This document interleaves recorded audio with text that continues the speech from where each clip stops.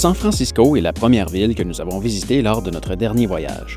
Vous la connaissez très certainement pour son fameux pont, le Golden Gate, et ses rues à degrés très prononcés. Du moins, c'est tout ce que je connaissais de la ville avant d'y mettre les pieds. À elle seule, San Francisco s'étend sur 600 km² et compte une population de 865 000 personnes, ce qui en fait la 12e ville la plus populeuse des États-Unis d'Amérique.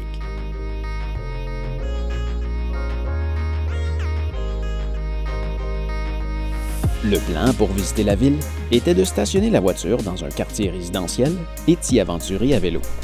Alors, nous voilà, ici, San Francisco, un auto, 2 vélos, 1, 2, et on va découvrir la ville.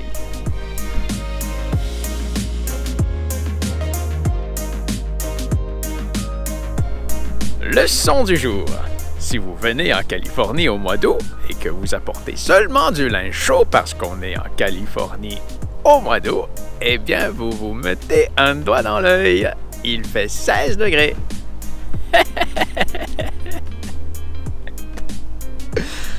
Oui, San Francisco a une météo plutôt particulière.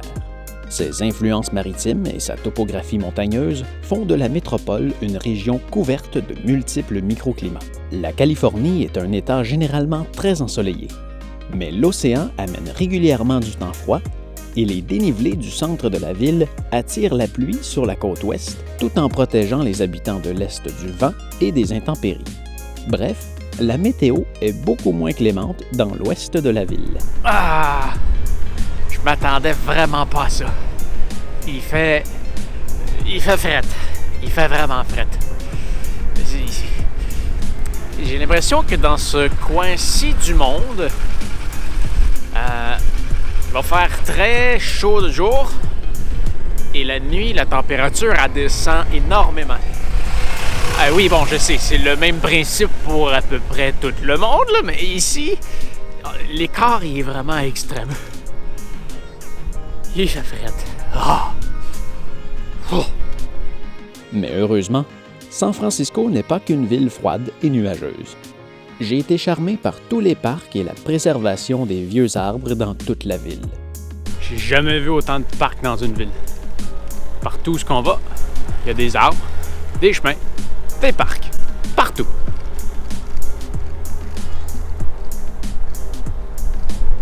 Oui, il y a vraiment des parcs tout partout autour et à l'intérieur de la ville. Ils sont tous très bien aménagés et bien entretenus. On y retrouve des sentiers pour les coureurs, plus de 300 km de voies cyclables, des terrains de jeu de tous les genres, baseball, football américain, golf, croquet, patin à roulettes, squash, tennis, badminton, polo, bowling, natation, kayak et j'en passe. On voit des gens s'entraîner tout partout, peu importe la météo ou même la température de l'eau. Non, mais faut le faire. On peut même faire du cheval à San Francisco. Pas en banlieue, là. À San Francisco, on peut faire du cheval. Il y a des box, il y a des chevaux, puis il y a des sentiers. Je pense qu'on peut pratiquer tous les sports inimaginables à San Francisco. C'est incroyable. Non, mais faut le faire. 2 voies pour les voitures, 4 voies pour les vélos, ouais. Une de l'autre côté de la rue, une où est-ce qu'il passe là à côté de moi, celle que je suis dessus, celle à côté de moi, à côté c'est pour les piétons, puis là-bas, il y a encore des chemins, des cyclables, sentiers pour courir. C'est fou! Je viens de remarquer, je pense depuis qu'on est rentré dans les États-Unis, on a arrêté dans plusieurs villes, villages. Je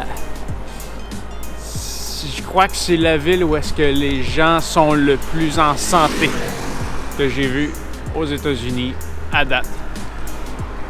Et de loin. Et mon impression était bonne.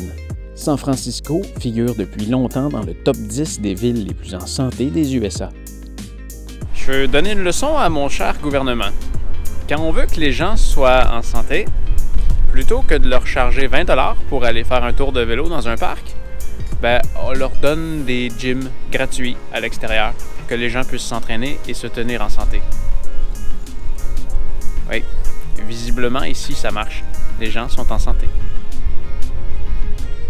San Francisco est la preuve vivante que lorsque l'on donne accès gratuitement à des parcs qui encouragent l'activité physique, les gens sont plus en santé. Pour ceux qui aiment faire du dénivelé à vélo, vous adorerez le centre-ville.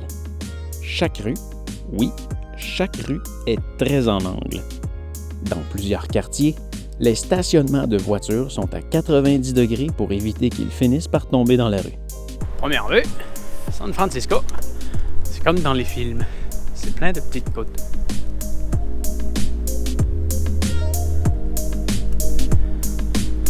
C'est cool, hein? Non, mais ils te les ont-tu, les côtes, ici? Ça paraît beaucoup moins impressionnant à l'écran que ça ne l'est en vrai, mais les rues les plus accentuées vont jusqu'à 31,5% de degrés.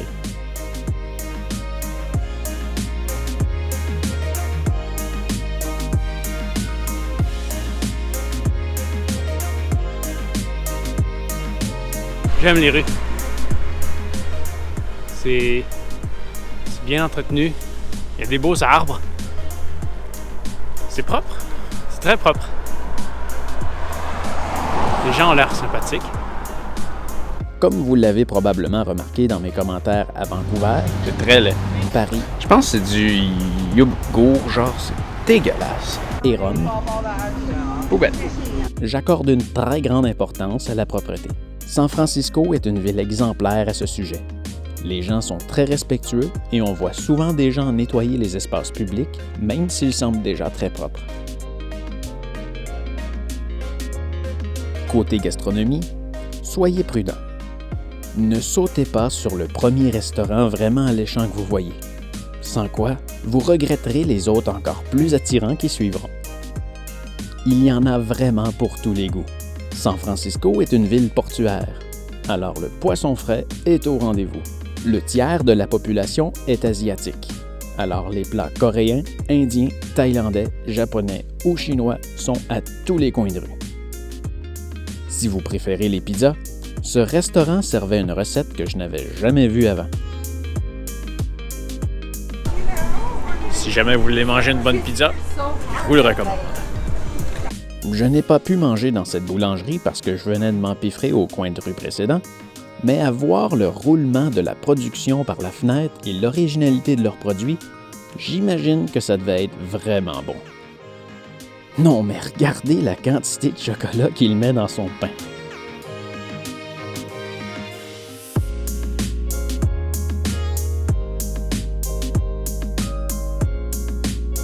Je regarde ça, puis je pense que c'est une pâtisserie qui a une grande réputation ici. C'est énorme, ça roule, c'est hallucinant. Puis ils ont plein de produits en dedans. Ils ont des pains vraiment dans toutes les formes. Ils ont des pretzels, les paniers, ils se promènent. C'est ça. Les paniers, ils se promènent partout. Ils font le tour de la place. Je pense que c'est les pains frais qui arrivent directement de la boulangerie là-bas qui alimente les étagères ici. Si vous aimez jouer dans l'eau, San Francisco est entouré de plages et de ports. Alors soyez sans crainte, vous trouverez le divertissement que vous recherchez.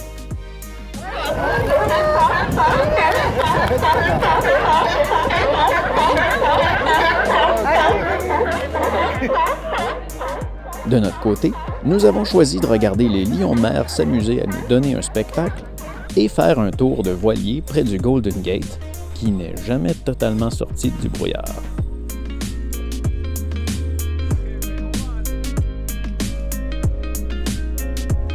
Nous avons aussi passé près de l'ancienne prison d'Alcatraz.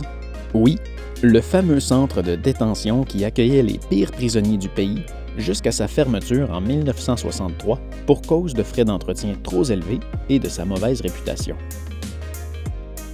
San Francisco, c'est l'exemple parfait de l'harmonie entre les voitures, les vélos et les piétons. Il y a beaucoup de voitures, il y a beaucoup de piétons, il y a beaucoup de cyclistes et il n'y a personne qui s'engueule. C'est génial. Bravo, San Francisco. Ça m'impressionne vraiment. Il y a quelques minutes, on était au centre-ville. C'était des grosses bâtisses, plein de maisons, plein de chars, plein de monde. Puis là,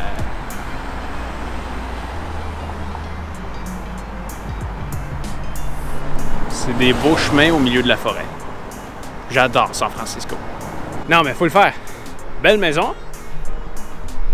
Chemin. Nature. Autoroute.